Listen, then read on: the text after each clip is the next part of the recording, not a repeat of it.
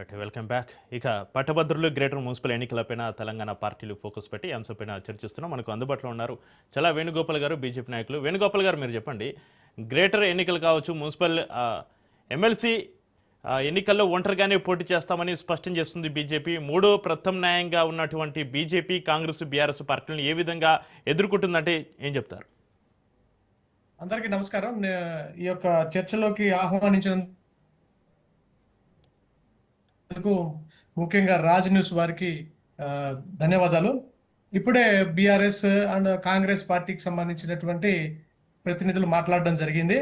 ఇప్పుడు ఒక్కసారి చక్రధర్ గారు, నేను గత కాంగ్రెస్ ప్రభుత్వం వచ్చిన తర్వాత నుండి జరిగినటువంటి ఎన్నికల్లో ఎవరు గెలిచారు?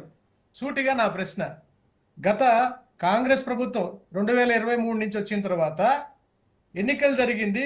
మొత్తం 3 స్థానాలకు గాను, ఇది ఎమ్మెల్సీ ఎన్నికల్లో 3 స్థానాలకు గాను 2 స్థానాలు భారతీయ జనతా పార్టీ అంజిరెడ్డి గారు వి నరేందర్ రెడ్డి గారిపై 500 పైచిలకు మెజారిటీతో గెలవడం జరిగింది, కాంగ్రెస్ అభ్యర్థి.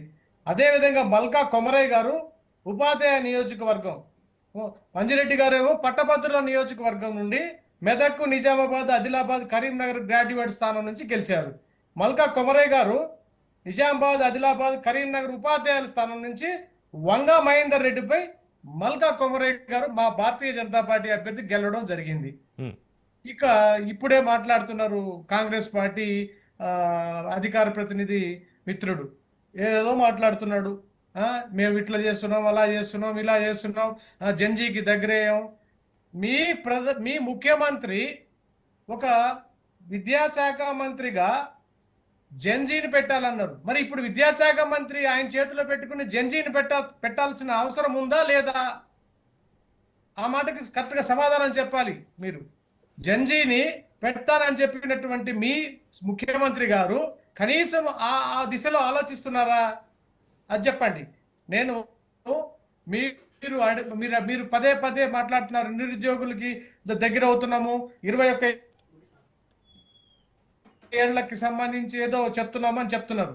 దయచేసి మిమ్మల్ని నమ్మి 10 సంవత్సరాల బీఆర్ఎస్ పార్టీ ప్రభుత్వాన్ని నమ్మి మేము తెలంగాణ ప్రజలందరూ కూడా ఇబ్బంది పడినటువంటి వాస్తవాన్ని గమనించి తిరిగి త్రుటిలో తప్పి కాంగ్రెస్ ప్రభుత్వానికి ఇచ్చినటువంటి ఈ తెలంగాణ ప్రజలు ఎందుకు మేము కాంగ్రెస్ ప్రభుత్వానికి ఇచ్చినవరానైనా అని చెప్పని ఆలోచించేటువంటి స్థాయికి వేణుగోపాల్ గారు, విద్యాశాఖ చాలా కీలకమైన శాఖ కాబట్టి నా దగ్గర ఉంచుకున్నానని ఒక సభలో రేవంత్ రెడ్డి చెప్పడం జరిగింది. కరెక్టే సార్, కీలకమైన శాఖ అన్నారు. మరి జంజీకి ఇవ్వాలని ఎందుకు అంటున్నాడు? విద్యాశాఖలో దేశంలో ఉన్నటువంటి కేంద్ర మంత్రి ధర్మేంద్ర ప్రధాన్ గారు రాజీనామా చేసిన తర్వాత ఆ పదవిని జంజీకి ఇవ్వాలని ఎందుకు అంటున్నాడు? ఈయన జంజీనా? ముఖ్యమంత్రి రేవంత్ రెడ్డి గారు జంజీనా?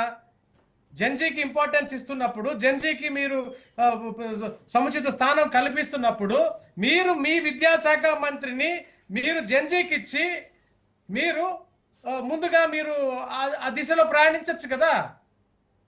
అంటే ఇది కేవలము మీడియా వేదికగా ఒక తెలంగాణ ప్రజలను వంచే కార్యక్రమం.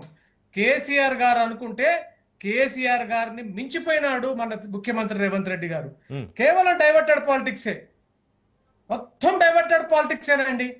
ఇప్పుడు నిరుద్యోగ భృతి చెప్పారు, ఇచ్చారా? స్కూటీ అన్నారు, ఇచ్చారా? ఒకే ఒక్క పథకం, ఆ బస్ ఫ్రీ తప్ప ఇంకేమన్నా 6 గ్యారంటీల్లో ఒక్కటన్నా అమలైందా? వాళ్ళ గుండె మీద చేసుకొని చెప్పమనండి. అయితే వేణుగారు, తెలంగాణ మీ పార్టీ ఏ విధంగా బలపడుతుంది? కాంగ్రెస్, బీఆర్ఎస్ పార్టీని ఏ విధంగా ఎదుర్కొంటుంది? సార్, మేమైతే ఒక పక్కా ప్రణాళికతో రాబోయే రోజుల్లో కేంద్రంలోని మోదీ గారి ప్రభుత్వం digital India, startup India, Mudra loan ద్వారా యువతకు అపారమైన అవకాశాలు కల్పించే దిశలో, అదేవిధంగా ఇటీవల మేము 2025లో మేము గెలిచినటువంటి పట్టభద్రుల స్థానం కావచ్చు, ఉపాధ్యాయుల స్థానం కావచ్చు, ఇవన్నీ కూడా యువత అనుకుంటేనే గెలవడం జరిగింది సార్. యువత అనుకోకపోతే మేము గెలిచేవాళ్ళం కాదు. పట్టభద్రుల స్థానంలో పట్టభద్రులు అందరూ అంటే జంజీకి సంబంధించిన యువకులే కదా. ఉపాధ్యాయులు అంటే దాదాపు చదువుకున్న వాళ్ళే కదా గెలిపించినారు. ఇక రాబోయే రోజుల్లో కూడా అభివృద్ధి, ఉద్యోగ కల్పన, అవినీతి రహిత పాలన అనేటువంటి ఒక పెద్ద నినాదం ద్వారా కేంద్ర నిధులు తెలంగాణకు జరిగిన మేలు అనే అంశంపై కేంద్రం నుంచి వచ్చినటువంటి నిధులు తెలంగాణకి ఏ విధంగా మేలు చేశాయి అనే అంశంపై మేము ఒక పెద్ద ఎత్తున ఒక మంచి అజెండాతో రేపు గ్రేటర్ మున్సిపల్ ఎన్నికలు కానివ్వండి, గ్రాడ్యుయేట్ ఎన్నికలు కానివ్వండి, ఉమ్, ఎన్నో రాబోయే రోజుల్లో ఇప్పుడు ఢిల్లీలో మా రామచంద్రరావు గారు కానివ్వండి, అదేవిధంగా కేంద్ర మా మా బీజేపీ నేషనల్ పార్టీ అధ్యక్షుడు నితిన్ నబీన్ గారితో సమావేశమై ఒక పక్కా ప్రణాళికతో మేము రాబోతున్నాం. అయితే వేణు గారు మీరు మరింత- ముద్ర లోన్ అని చెప్తున్నారు. ముద్ర లోన్ అనేటువంటిది చిరు వ్యాపారులకి ఇచ్చేటువంటి లోన్ అది అది అవును సార్. విద్యార్థులకి జెన్సీకి ఏం సంబంధం అంటారు? నేను విద్యార్థులకు జెన్జీ గురించి కాదు, ఎన్నికల్లో మేము పోయేటువంటి గ్రేటర్ హైదరాబాద్ ఎన్నికల్లో ముద్రా లోన్స్ చాలా గొప్పగా ఇవ్వడం జరిగింది. ఉమ్, జిహెచ్ఎంసీ ఎన్నికల్లో మేము ముద్రా లోన్స్ చాలా గొప్పగా ఇవ్వడం జరిగింది. ఆ రికార్డు కూడా మీకు ఇస్తాను. ఇవన్నీ కూడా మేము అంశాలను ఏదైతే డెవలప్మెంట్కి సంబంధించినటువంటి సంబంధిత కేంద్రానికి చేసినటువంటి నిధులు తెలంగాణకి ఏ విధంగా మేలు చేసే అనే అంశంలో భాగంగా ఓకే. ఇవన్నీ కూడా మేము తెలంగాణలో బలపడుతుంది బీజేపీ అని చెప్పడానికి. సార్. తెలంగాణలో క్రమక్రమంగా ఇలాంటి లోన్ల వల్ల, పథకాల వల్ల బీజేపీ బలపడుతుంది అంటారు. సార్, ఎప్పుడైనా సరే భారతీయ జనతా పార్టీ ఎన్నికల గురించో ఇంకో దాని గురించో మేము ఎప్పుడు కూడా నిరంతరము పార్టీ ఎప్పుడు కూడా నాయకత్వము బీజేపీ ప్రజల్లోనే ఉండేది. బీజేపీ ఒక జాతీయ పార్టీ, ఎన్నికల్లో ఉన్నప్పుడే కాదు నిరంతరం ప్రజల్లో ఉండే క్యాడర్ ఉన్నటువంటి పార్టీ, కార్యకర్తల పార్టీ. ఎన్నికలు గెలవాలనే అంశమే కాకుండా కార్యకర్తలు ఎప్పుడు కూడా ప్రజలకు సేవ చేసే పార్టీ. రైట్ రైట్ ఇదైతే రైట్ 100%. తెలంగాణలో సమీకరణాలు ఈ రోజు ఈ రెండు పార్టీల యొక్క ప్రభుత్వాలు చూశారు. మాకు ఒక అవకాశం ఇవ్వాలని చెప్పినటువంటి తెలంగాణ ప్రజలు ఎదురు చూస్తున్నారు.